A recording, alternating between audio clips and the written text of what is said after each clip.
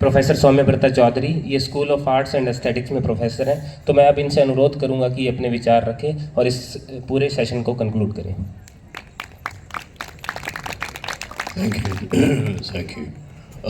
Conclude करना तो बहुत मुश्किल है, क्योंकि एक तो ये विषय ऐसा है कि ये चलता रहेगा, इस पे बातचीत, जैसा चमनलाल कह रहे थे कि सारी रात और कई रातें ये बातें होती रहेंगी।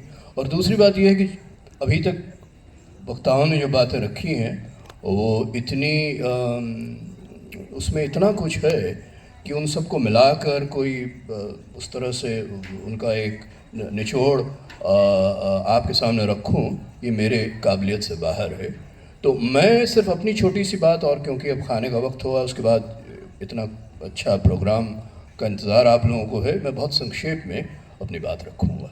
मैं कल ही एक किताब पढ़ रहा था जिसमें ये लिखा था कि 19वीं शताब्दी के आखिर में और 20वीं शताब्दी की शुरुआत का जो क्रांतिकारी लक्ष्य और क्रांतिकारी काम अधूरा छूट गया है, वो सिर्फ अधूरा ही नहीं छूटा है, वो आज तक मुश्किल से शुरू हुआ है। अभी तो वो काम थोड़ा सा शुरू ही हुआ है और हमने उसे छोड़ दिया। तो वो 19वीं शताब्दी का आखिरी पड़ाव और 20वीं शताब्दी की शुरुआत को अगर ले लें तो उसमें अंतर्राष्ट्रीय पैमाने पर अगर कई इस तरह के लोग हैं जिनको आज भी हम याद करते हैं और उनसे प्रेरणा लेते हैं, तो उनमें एक सबसे सामने हमारे आते हैं भगत सिंह। तो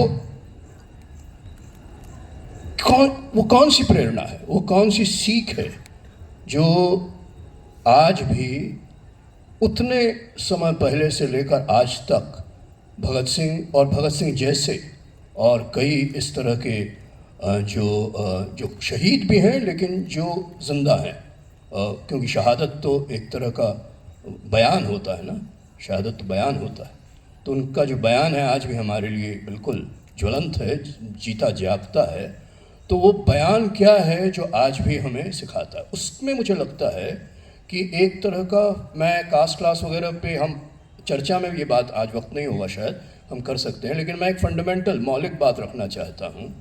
और भगत सिंह और 19वीं और 20वीं शताब्दी के ऐतिहासिक उस बैकग्राउंड पर उस समय के हिसाब से वो ये है कि मार्क्सिज्म या कम्युनिज्म की जो एक मौलिक समझ है भविष्य को लेकर, वो क्या है?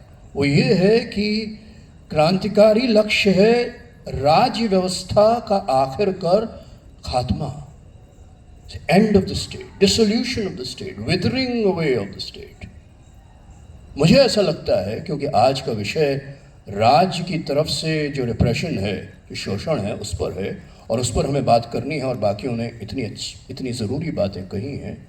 लेकिन वो पर्सपेक्टिव जो है, जो 19th सेंचुरी रेवोल्यूशनरी प्रोजेक्ट और 20th सेंचुरी की शुरुआत तक का रेवोल्यूशनरी प्रोजेक्ट का हिस्सा रहा है, और हिस्सा ही नहीं रहा, लक्ष्य रहा है, end of the state as we know it.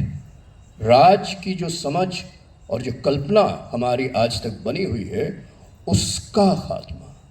मुझे लगता है उसे हम तो भूल ही गए हैं, लेकिन उसे फिर से नए सिरे से याद करने की ज़रूरत है।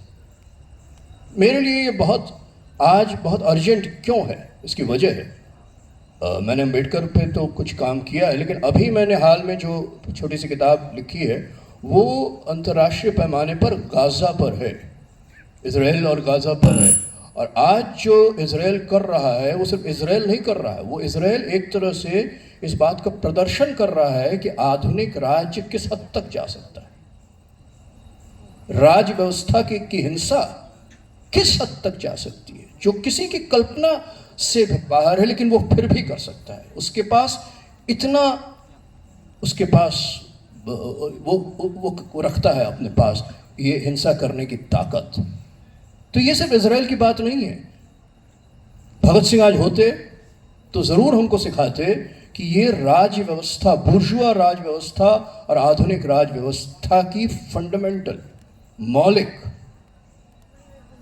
एक हिंसक प्रवृत्ति का एक तरह का जीता जागता प्रदर्शन है। तो इन दैट सेंस आज का जो सब्जेक्ट है स्टेट रिप्रेशन, मैं उसमें एक दूसरा अंग्रेजी शब्द repression is also expression, is also production of violence. Not only is it expression and production of violence, it's also an effort to normalize that production as if यही है, इससे बाहर कुछ नहीं है।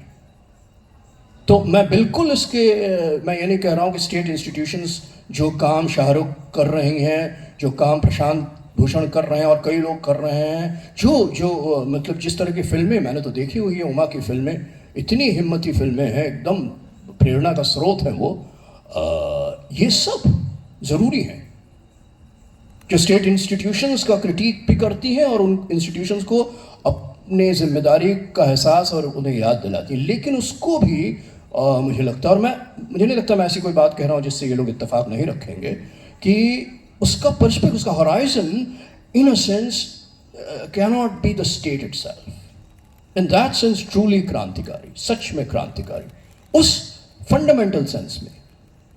और इसका क्या मतलब? इसका मतलब है, आप समझ रहे हैं ना, कि मॉडर्न स्टेट शाहरुख ने बहादुर शाह जफ़र से एक तरह का दिखाया कि किस तरह आज भी वही लॉजिक चल रहा है जुडिस, मतलब कोर्ट में, मतलब लीगल इंस्टीट्यूशन में। सही बात है, सही बात। एट द सेम टाइम ये भी हम मानेंगे कि बहादुर शाह जफ़र या उस समय का जो साम्राज्य का जो पूरा उसकी संरचना थी, ढांचा था, और आज का जो मॉडर्न इंटरनेशनल स्टेट सिस्टम है वो अलग है।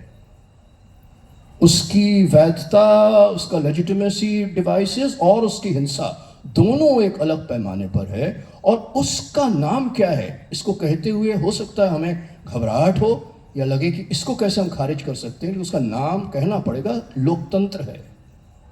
Democracy as we know it is the name of both the highest legitimacy and also the highest violence. नहीं तो यूनाइटेड स्टेट्स और इजराइल मिलकर ये कैसे कर लेते, कैसे कर लेते? मैं ये नहीं कह रहा हूं कि डेमोक्रेसी अपने आप में अच्छी चीज है या बुरी चीज है, मैं ये नहीं कह रहा, मैं कह रहा as we know it in as a state system, what we call the democratic state, in that sense we need a renewal, revitalization of Marx's understanding of both revolution and the state. And Bhagat Singh would be in a sense, our own vehicle to understand that relationship in a fundamental way, while carrying out the institutional critiques with such courage that some of such people are in jail. हमारे यहाँ शर्जील, उमर, जामिया के लोग, वो बिल्कुल वो हिम्मत, लेकिन वो हिम्मत क्या है? वो हिम्मत दोनों चीज़ों में है। वो उन इंस्टीट्यूशंस में जाकर उनकी गड़बड़ियों को सामने लाना, लेकिन साथ ही साथ जहाँ भगत सिंह एक तरह का स्रोत है, प्रेरणा स्रोत है, कि उन इंस्टीट्यूशंस के पूरे लॉजिक के खिलाफ खड़ा होना।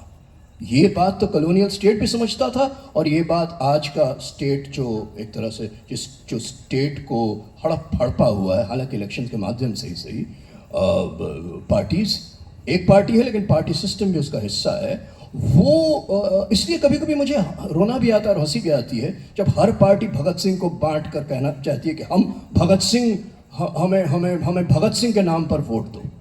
हर पार्टी करती है। तो क्योंकि वही बात मैं कह रहा हूं कि इलेक्शन के लिए आप कर रहे हैं, आप करेंगे, वो कोई रोक नहीं सकता, लेकिन फंडामेंटल स्टेक्स भगत सिंह अगर एक क्रांतिकारी सोच का नाम है, तो वो end of this kind of state itself, उसको भूलना।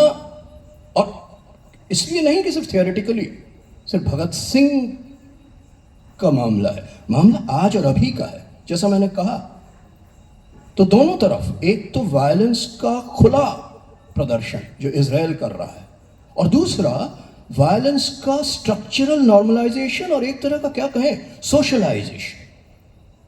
तो अभी जो हुआ है इस सरकार, सही कहा प्रशांत भूषण ने कि यूपीए, टाडा, जेएनयू में 90s में एक पहली बार टाडा में किसी को अरेस्ट किया गया था, बाद में उसे दोषी भी ठहराया गया था, वो दूसरी बात, पर 3 दिन के लिए वो गायब था कावेरी हॉस्टल से। तो हम लोगों ने, कई लोगों ने एक मुहिम छेड़ी, हेबियस कॉर्पस फाइल किया गया, और वो 3 दिन बाद वो फिर उसको प्रोड्यूस किया गया। वो टाडा का ज़माना था। तो टाडा के उस ज़माने से जहाँ जेएनयू का एक पूरा वो उसका हिस्सा था उस लड़ाई का, वहाँ से लेकर आज तक। लेकिन फ़र्क ये है कि हाँ, जो प्रशांत भूषण ने कहा, शाहरुख ने कहा, बाकी उसको नॉर्मलाइज किया गया, स्टेट ऑफ एक्सेप्शन जिसे कहते हैं, उसको नॉर्मलाइज किया गया। और फिर ये बात सिर्फ हमारे यहाँ की नहीं है, ये भी एक अंतर्राष्ट्रीय पैमाने पर चल रहा है। इजराइल को ही आप देख लें, नेतन्याहू ने इस लड़ाई छेड़ने से पहले क्या किया था? वही चीज़ किया था जो हमारे देश में हो रहा है कि जुडिशियरी को कितना कॉम्प्रोमाइज़ किया जा सकता है। और उसके खिलाफ हमारे देश में उस हद तक तो शायद नहीं पॉपुलर प्रोटेस्ट हुई, वहाँ पर इजराइल में हो रही थी। ये और बात है कि आज वही इजराइल बढ़ गया है, लेकिन उस समय ऐसा नहीं था। जब नेतन्याहू अपने देश में जुडिशरी को कॉम्प्रोमाइज करने की कोशिशें कर रहा था तो लोग सड़कों पे उतर आए थे, जिस तरह हमारे देश में सीएए के खिलाफ लोग सड़कों पे उतर आए थे। लेकिन जैसी एक दूसरी घटना घटती है, जो 7 अक्टूबर पिछले साल घटी, तो एक पूरी स्थिति बदल जाती है। लेकिन जब स्थिति बदलती है तो वो स्टेट, और वो सिर्फ इजरायली स्टेट नहीं है, मॉडर्न स्टेट सिस्टम है, डेमोक्रेसी के नाम पर और डेमोक्रेसी के चलते वो इतनी बड़ी हिंसा करता है जो आज भी, अभी जो मैं बोल रहा हूं, कहीं हो रहा होगा, वो हमारे सामने लाता है। तो इन दैट सेंस ये दोनों तरफ हमें अपनी सोच को घुमाना जरूरी है। एक जो खुलकर वायलेंस स्टेट करता है और उसको किस हद तक ले जा सकता है, और दूसरा जो इस वायलेंस को इंटरनलाइज करता है, और सिर्फ स्टेट लेवल पर नहीं, जो प्रशांत भूषण ने, कि जुडिशियरी, एग्जीक्यूटिव और लेजिस्लेचर के बीच एक तरह का जो सेपरेशन ऑफ पावर्स है, उसको कॉम्प्रोमाइज कर देना, उसमें घालमेल कर देना, वो तो खैर हुआ ही, वो तो सामने। लेकिन सोशली उसको एक्सेप्टेबल बना देना, स्टिग्मेटाइज करना, वहां पे कास्ट का भी रोल है। वहां पे एक तरह से जेल में जाने का मतलब है कि कहीं ना कहीं, फ्रेंच रेवोल्यूशन के बाद कहते थे कि सोसाइटी ऑफ डेनंसिएशन, प्रूफ की जरूरत नहीं है, डिनाउंस कर दो कि ये एंटी फ्रांस है या ये एंटी इंडिया है। तो डिनाउंसिएशन का लॉजिक कहां से आता है? कास्ट से आता है ना हमारे देश में, कि ये इंसान ही ऐसा है जो एक नीची किसी जगह का है। ये तो डिनाउंसिएशन हुआ ना, इसका कोई रियलिटी तो है नहीं, पर एक बार आपने बोल दिया तो इट्स अ टाइप ऑफ, जो हम जानते हैं अच्छी तरह, सेडिशन से लेकर हेट स्पीच तक, ये बात कि it's a type of speech, it's a type of presentation of our thoughts in perverted and manipulated language. जो सबसे बड़ी त्रासदी है कि जो जुडिशरी, जो सबसे ज़्यादा तर्कसंगत इंस्टीट्यूशन जिसे होना था, वो भी उस सामाजिक और एक तरह से भाषा के स्तर पर जो विकृति आई है, उसमें वो भी फंसा हुआ है और फंस रहा है। कभी कभी छूटता है, लेकिन अधिकतर अब ज़्यादा से ज़्यादा फंस रहा है। ये हमारे लिए सबसे बहुत। तो आखिरी बात, इससे निकलने की बात, जैसा बिल्कुल सही चमन साहब ने बोला कि हम बात को निराशा में नहीं ख़त्म कर सकते। अगर भगत सिंह को याद करते हुए आज ये दिन है जो हम इकट्ठा हुए, तो मैं फिर वो भाषा या बोलने पर आता हूँ। उन्होंने ये भी बताया कि भगत सिंह, और मैं इतना नहीं पढ़ा है, लेकिन जो पढ़ा है वो हर समय रहा है, उतनी छोटी उम्र में उतना युवा एक इंसान भगत सिंह, वो अपनी आवाज़ में बोलते थे। ये बहुत बड़ी बात है। और ये 19वीं सेंचुरी से 20वीं सेंचुरी की उस पीरियड में करीब 50 से 70 साल के बीच कई युवा क्रांतिकारी, सिर्फ इंडिया में नहीं, अलग अलग प्रांतों में, दुनिया में हम देखते हैं वो एक नई भाषा बोलते हैं, और उस भाषा से कई इमोशंस पैदा होती हैं, कई प्रतिक्रियाएं होती हैं। उनमें से एक प्रतिक्रिया ये भी है कि लोग डर जाते हैं, इसलिए उनको आतंकवादी भी कहा जाता है। क्यों कहा जाता है आतंकवादी? इसलिए नहीं कि जो स्टेट का आतंक है, जो वायलेंस, ना, वो आतंक है नई सोच का आतंक।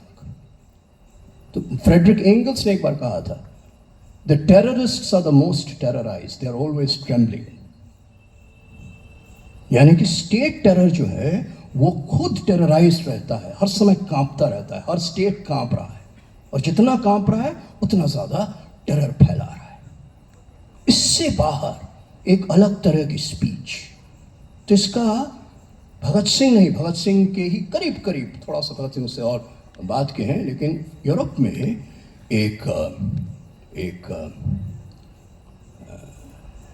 सोशलिस्ट थे, ब्लांकी, उनको भी जेल में, मतलब केस हो गया था उनके खिलाफ, तो कोर्ट में थे, कोर्ट में फ्रेंच कोर्ट में उनको लाया गया।